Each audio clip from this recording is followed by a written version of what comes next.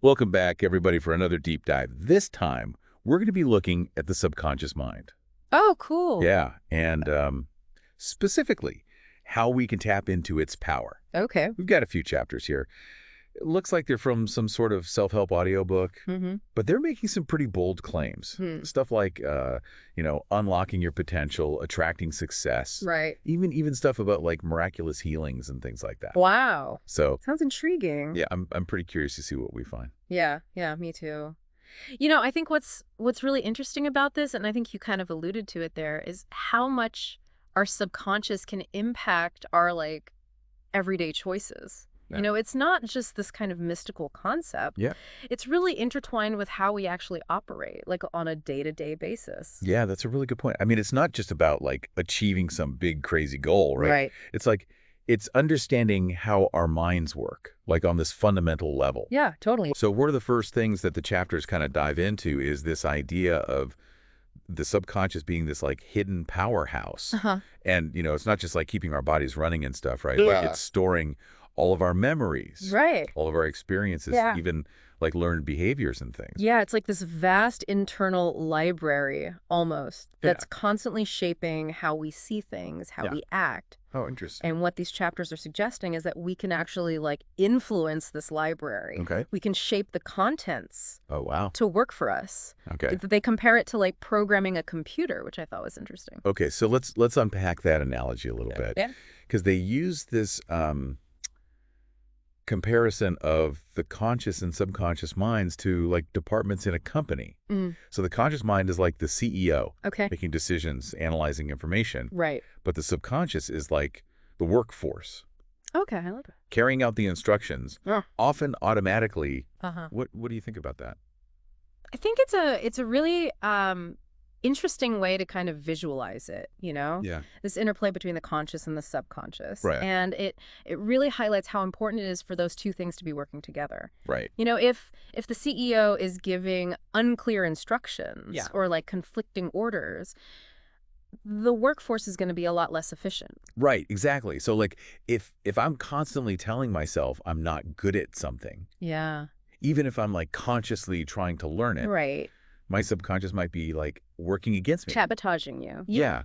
And that kind of leads into another big idea that the chapters are emphasizing the power of belief. Oh, absolutely. And what's so fascinating about this is that like the subconscious doesn't seem to judge the information that it receives. Right. So it absorbs both the positive and the negative. That's right. And it's like weaving it into its operating system. Yeah, it's indiscriminately taking it in. And it's kind of scary when you think about it. Yeah, it is a little bit sobering. It is, yeah. It's like it's this incredibly powerful tool. Yeah, But we need to be really mindful of what we're feeding it.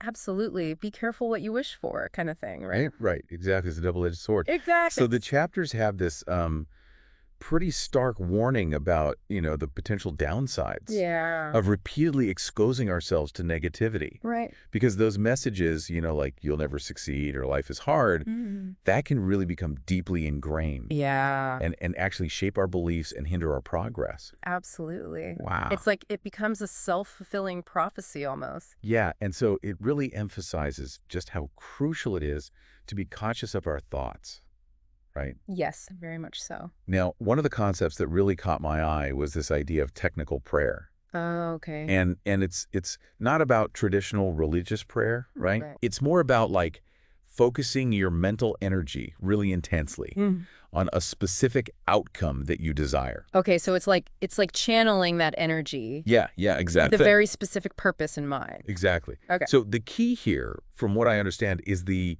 element of deliberate, concentrated focus. Right. It's about like impressing your desires upon your subconscious mind, Okay. almost like aligning your conscious and subconscious desires. Interesting. And the chapters seem to suggest that this focused intention can have a real impact. Yeah, so it's not just wishing for something. No, right. It's about consciously directing your energy towards it. Right, Okay, exactly. I see. And they even talk about directed visualization as a technique for doing this. Okay, and what does that look like? So basically you're visualizing your desired outcomes, Okay. creating these really detailed mental images. Okay. And it's a way to like further engage your subconscious mind.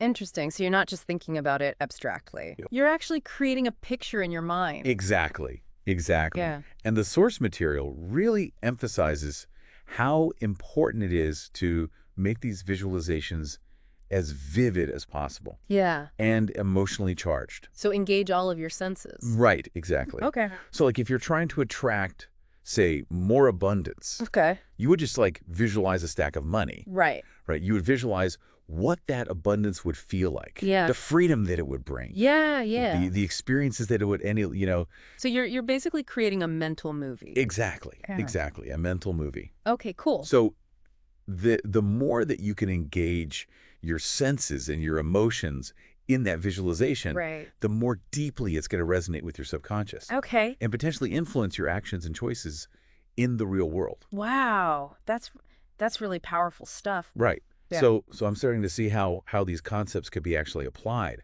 We've got the focused intention through technical prayer. We've got the vivid imagery through directed visualization. Mm-hmm.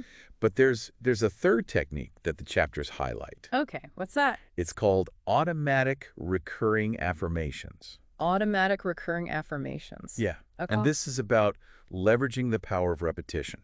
Okay. So you're regularly repeating these positive statements that are related to your goals. So you're essentially reprogramming your subconscious. Yeah, with these new, more empowering beliefs. Okay. And they specifically recommend doing this right before sleep. Oh, really? Yeah. Why? Why is that? Well, because that's when the conscious mind is less active Okay. and the subconscious is more receptive. I see. So it's like you're kind of slipping it in there. Exactly, yeah. It's like planting seeds in fertile ground, right? Yeah. So by repeating these affirmations consistently, you're increasing the likelihood that they're going to take root in your subconscious mind. Oh, wow. This is all starting to sound really interesting. Yeah. I gotta admit though, I'm a bit skeptical. Really? Yeah, like, I mean, can simply repeating affirmations or visualizing things, Yeah. can that really have that much power? That's a very valid question. And honestly, there's no like definitive scientific Yeah. answer. But what we can say for certain is that our thoughts and beliefs undeniably shape our experiences. Right. I mean, that much we know for sure. Yeah. So even if we're not entirely sure how it works, Yeah. I think it's worth exploring these techniques Yeah, I think so too. and seeing if they resonate with us. Well, absolutely. I mean, that's what makes these chapters so intriguing, right? Yeah. It's challenging us to consider that we might have more control over our realities Okay. than we think we do. All right. I'm on board with that. Yeah. And speaking of control, the chapters also touch on some pretty mind-blowing concepts Oh. about the subconscious and its potential influence on things like physical healing. Yeah, there are even stories about these so-called miracle healings. Miracle healings. Wow. That's definitely something I want to dig into further.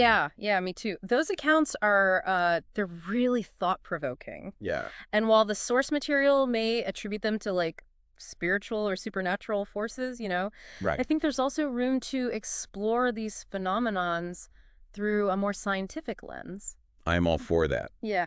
So let's take a closer look at some of these miracle healing stories Okay. and see if we can uncover any insights into how the subconscious might be at play. Sounds good to me. I'm curious to see what we find. So before the break, we were talking about, like, influencing our subconscious, even programming it Right. to achieve the things we want. Yeah. And the source material takes that even further, suggesting that this subconscious influence, it extends to our physical well-being as well.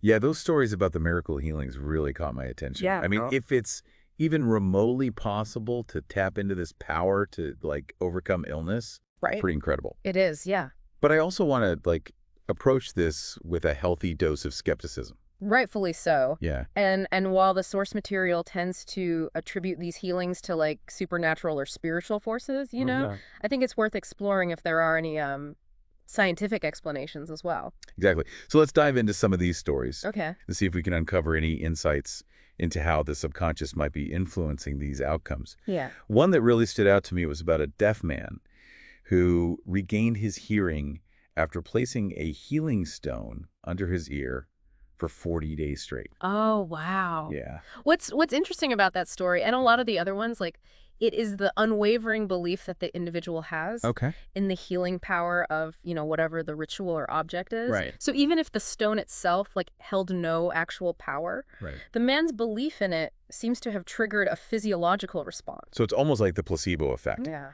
but on a much deeper level. Exactly. Right. Like, his belief became so strong that it actually influenced his physical reality. Wow. And there's a growing body of research that supports this idea of a strong mind-body connection. Okay. Studies have shown that our thoughts and emotions can have a direct impact on our physical health. So even if we can't fully explain how these miracle healings happen, Right. it's clear that the mind plays a powerful role in the healing process. Absolutely. Yeah. And I think that's one of the key takeaways here. Okay. While we should approach extraordinary claims with critical thinking, Yeah. we should also remain open to the possibility that we haven't fully grasped the extent of the mind's capabilities. That's a really good point. Yeah. So if our beliefs can influence our physical health, Right. does that mean that negative beliefs can have like a detrimental effect? That's certainly a possibility. Okay. The source material actually cautions against dwelling on negative thoughts, Okay. fears, and doubts, suggesting that this can actually manifest those things into our lives. Wow. And they even go so far as to suggest that, like, talking about illnesses excessively can hinder the healing process. So it's not just about positive thinking. Yeah. It's about being mindful of the messages that we're feeding our subconscious. Yes, very much so. Right. So if we're constantly bombarded with negativity, our minds might start to believe that sickness is inevitable. Right. And Exactly. even it isn't. And that's why it's so crucial to cultivate a positive mental environment. Okay. Surround yourself with supportive people. Yeah. Engage in activities that bring you joy, and consciously choose thoughts that empower you.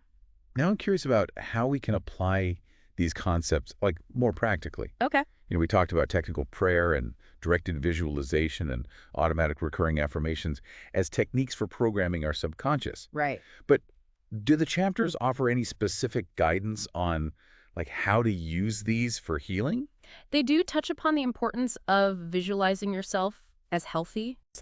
Whole Yeah. and using affirmations that reinforce this belief. Okay. They also emphasize the power of gratitude, Okay. suggesting that focusing on what we're grateful for can shift our energy towards a more positive state. So if someone is dealing with a health challenge, Right. they could use these techniques to, like, visualize themselves overcoming it, Yeah. to affirm their body's ability to heal, Mm. and to express gratitude for the aspects of their health that are strong. Yeah, that's the general idea. Okay. The chapters seem to suggest that by consistently engaging in these practices, Yeah. we can create a more conducive environment for healing to occur. Okay, but what about those times when, like, doubts and fears inevitably creep in? Right. How do we address those when we're trying to program our subconscious for healing? Yeah. Because let's be real, staying positive all the time can be tough, It is. especially when you're, like, facing a health challenge. Of course. Yeah. The Yeah. source material actually addresses this.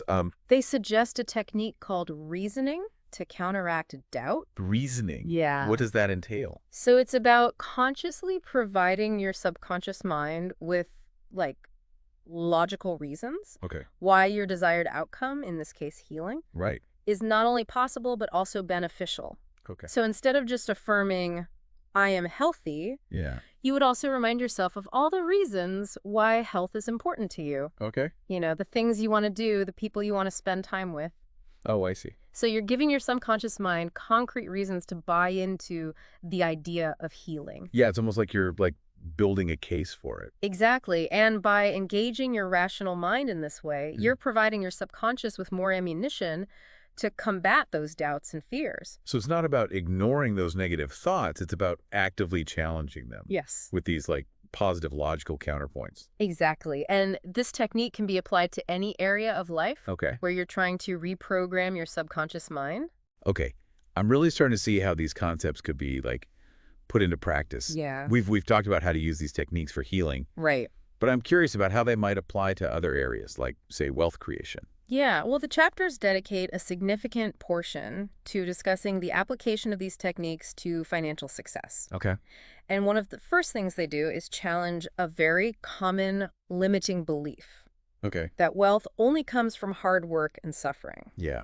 That's definitely a belief that's deeply ingrained in our culture. It is, You yeah. know, we're often taught that we have to grind and hustle to make money Right. and that wealth comes at a cost. Exactly. But the chapters present a different perspective, Okay. suggesting that wealth is actually an idea that can be manifested through belief Okay. and subconscious programming. Interesting. They argue that if we can shift our beliefs about money Right. and align our subconscious mind with the idea of abundance, we can attract more wealth into our lives. So it's not just about working harder. Okay. It's about working smarter by harnessing the power of our subconscious minds. Exactly. Yeah. And one of the techniques they suggest for doing this is to identify and challenge our limiting beliefs about money. Okay. What are those deep-seated beliefs that might be holding us back from achieving financial abundance? That's a great question. Yeah. I think a lot of us have these unconscious beliefs about money that we've inherited from our families or society. Right. You know, maybe we believe that money is scarce, Right. or that rich people are greedy, Yeah. or that we don't deserve to be wealthy. Yeah, all very common beliefs. Yeah. And by becoming aware of these beliefs, Yeah. we can start to consciously choose to adopt more empowering ones. Okay. For example, instead of believing that money is scarce, Yeah. we can choose to believe that there's an abundance of wealth available Right. to anyone who's willing to align themselves with it. So it's about shifting our mindset from scarcity to abundance. Okay, but how do we actually go about like reprogramming our subconscious minds to believe in this abundance? The chapters suggest using a combination of the techniques we've already discussed. Yeah. Technical prayer, directed visualization, and automatic recurring affirmations. Right. They recommend focusing our intention on attracting wealth, Oh. visualizing ourselves living an abundant life, Yeah. and repeating affirmations that reinforce this belief. So if someone wants to attract more wealth, Yeah. they could visualize themselves living in their dream home, traveling the world, Right. having the financial freedom to pursue their passions. Exactly, yeah. And they could use affirmations like, Okay. I am a money magnet, wealth flows easily into my life, Right. or I am worthy of abundance. This is starting to make a lot of sense, but what about those like nagging doubts that inevitably creep in? How do we deal with those when we're trying to reprogram our subconscious for wealth? Because let's be honest, it can be hard to maintain that belief in abundance when you're like struggling to make ends meet. Absolutely. And that's where the technique of reasoning comes in again. Yeah. It's about providing your subconscious mind with logical reasons why wealth is not only possible for you, Okay. but also beneficial. So instead of just affirming, I am wealthy, Right. you might remind yourself of all the good you could do with that wealth, the people you could help, Yeah. the experiences you could have. Right. And by giving your subconscious mind these concrete reasons, you're strengthening the belief Okay. and minimizing the space for doubt to creep in. I like that. Yeah. It's not just about blindly believing in something. Right. It's about backing it up with logic and intention. Exactly. And the chapters also emphasize the importance of taking inspired action. Inspired action. What do they mean by that? They're suggesting that while it's important to cultivate the right mindset and beliefs, Yeah. we also need to take action in the real world. Right. But not just any action, inspired action. So it's not just about working harder. It's about working smarter Right. by aligning our actions with our intentions and beliefs. Exactly. Okay. For example, if you're trying to attract more wealth, inspired action might involve seeking out new opportunities, Oh, investing in your education, right. or starting a business. This is all starting to feel very empowering. It's like Yeah. we're not just at the mercy of our circumstances. We can actually shape our reality by harnessing the power of our subconscious minds. I think that's one of the key messages the source material is trying to convey, Yeah. that we have more power than we realize, and that by understanding and working with our subconscious minds, we can achieve incredible things. Okay, but I have to ask, is there any scientific evidence to support these claims? Yeah. Because some of this sounds a little, far-fetched. That's a fair question. Yeah. And while there's still much we don't know about the subconscious mind, There is a growing body of research that suggests it plays a powerful role in shaping our thoughts, okay? behaviors, and even our physical health. So even if we don't fully understand the mechanisms at play, Right. there's enough evidence to suggest that these concepts are worth exploring. Absolutely, and that's what makes this deep dive so fascinating. Right. We're delving into the realm of human potential, Yeah. and exploring the possibility that we can unlock abilities and achieve outcomes that we might have previously thought impossible. This is all very intriguing, but I'm curious to hear about some, like, real-life examples Okay. of people who've seemingly harnessed this power. Yeah. Do the chapters provide any specific stories about people who've achieved remarkable things by applying these principles? They do, actually, and I think you'll find these stories to be both inspiring and thought-provoking. Okay. One that particularly stands out is about a man named Frederick Elias Andrews. Frederick Elias Andrews. Yeah. Okay, I'm definitely interested to hear more about that. Let's dive into those real-life examples and see what insights we can glean from their experiences. So we've been talking about all these incredible concepts about the subconscious mind, Yeah. but I'm ready to hear about those real-life examples. Okay, yeah. You mentioned a man named Frederick Elias Andrews. Right, Frederick Elias Andrews, his story is really something. What happened? Well, Andrews suffered from this really severe spinal condition Okay. called Pott's disease. Pott's disease, okay. The source material describes him as a cripple, unable to walk. Wow. And doctors back then considered his condition incurable. Oh, man, so what did he do? Well, what's so fascinating is that Andrews refused to accept that. Really? Yeah, he wouldn't accept that his condition was permanent. Wow. He became super devoted to prayer, constantly affirming that he was healthy, Ugh. strong, and fully capable of walking. So it sounds like he was tapping into that technical prayer concept, Exactly. that focused intention. Right. And what's really interesting is that, according to the source material, Andrews actually started to regain his mobility. Really? Yeah, eventually he was able to walk again, completely defying the doctor's prognosis. That's incredible. It is. It makes you wonder, like, how much power belief has over our physical bodies. It really does. You know? Yeah. Like, are we more powerful than we realize? It certainly challenges us to consider that possibility. It does. And I'm also thinking back to that point about negative beliefs potentially having, like, a detrimental effect. Right. You know, if Andrews was able to heal himself through positive belief, Yeah. could holding on to negative beliefs about our health actually make it harder to heal? That's a great question, and the source material actually touches on this. Okay. It cautions us against dwelling on negative thoughts and fears. Right. It even suggests that talking about illnesses too much can actually hinder the healing process. Oh, wow. So it's like, it's not just about, you know, thinking positive thoughts. It's Yeah. about being mindful of the language we use. Exactly. Stories we tell ourselves about our health. Right. It's about creating a mental environment that supports healing Okay. through our own thoughts and the influences around us. I mean, this is all really compelling, but I also want to acknowledge that not everyone who tries these techniques is going to see, such dramatic results. Of course, yeah, it's important to approach these concepts with a balanced perspective. Right. While these stories are inspiring, Yeah. they shouldn't be taken as a guarantee. Of course. Yeah. It's about exploring these ideas, right? Right? Experimenting with the techniques Yeah, and seeing what resonates with us, absolutely. but also being realistic about the outcomes.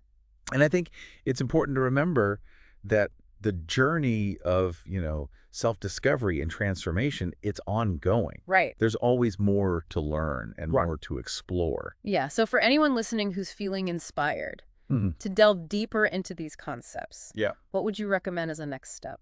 Well, I think the first step is simply to become more aware of your thoughts and beliefs. Okay. Pay attention to the stories you're telling yourself, both consciously and unconsciously, Right. and then start experimenting with some of the techniques we've talked about. Hmm. Try incorporating affirmations, Mhm. visualizations, Right. even reasoning with your subconscious into your daily routine. And maybe even approach it with a sense of curiosity, Yeah, playfulness. absolutely. Yeah. See what happens when you engage with your subconscious mind. Right. Approach it as an exploration, Exactly. a journey of self-discovery. You might be surprised by what you uncover. I love that. Well, this has been a truly fascinating deep dive. It has, yeah. I feel like we've only just scratched the surface Yeah, I agree. of this, vast and mysterious world of the subconscious mind. Indeed. And while there's still much we don't know, Yeah. I think this exploration has highlighted the incredible potential that lies within us all. Well said to everyone listening. Thank you for joining us on this deep dive into the power of the subconscious mind. Yeah, thanks for listening, everyone. We hope you've gained some valuable insights and are feeling inspired to explore these concepts further. Absolutely. Until next time, keep those minds open and those positive affirmations flowing.